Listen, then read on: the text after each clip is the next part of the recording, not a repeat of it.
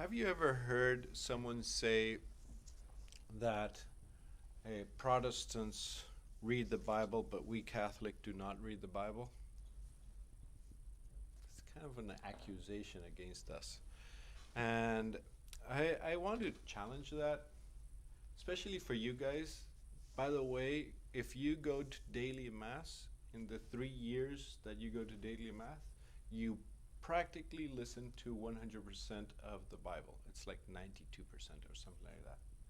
So there are a few boring parts that are missed out, thank God, because it would be very boring to read so and so had 15 heads of cattle and so married so and so who had so and so and so and so, and they're long.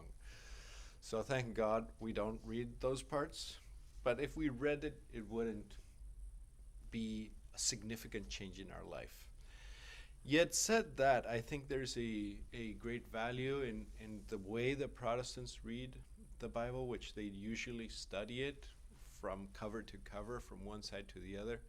And I want to do a little advertisement here. I don't know if you've ever heard of the podcast of Father Mac Schmitz, that he is the Bible in a year.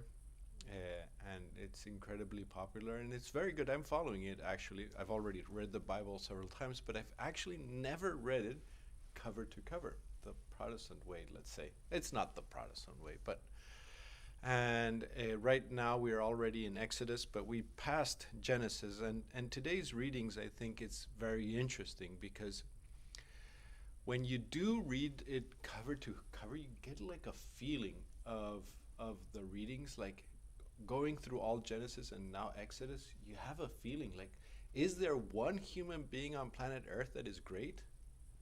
And well, we had Joseph and Noah, but after that, everybody's messed up. Everybody. So that kind of like gives you a feeling. And right now we're 2 books in, so Exodus and Genesis. But if you read the rest, and I can remember the rest, there's a lot of people who are messed up. That gives us an idea of when Jesus came, how important it was that, as we just heard today, he has done all things well. He has done all things well. And I think in that sense, it is this like, at last, there's someone who's going to live out the vocation to holiness well. And after that come all the saints that we have in the church, and known saints and unknown saints who have followed the example of Christ, that we already have some that happened before it, but there are not a lot of them.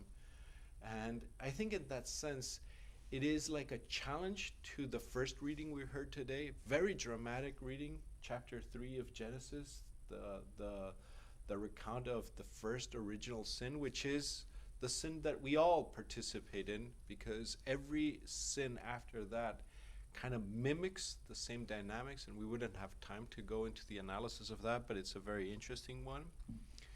But it is a challenge to this reading that has been kind of marked onto all of us.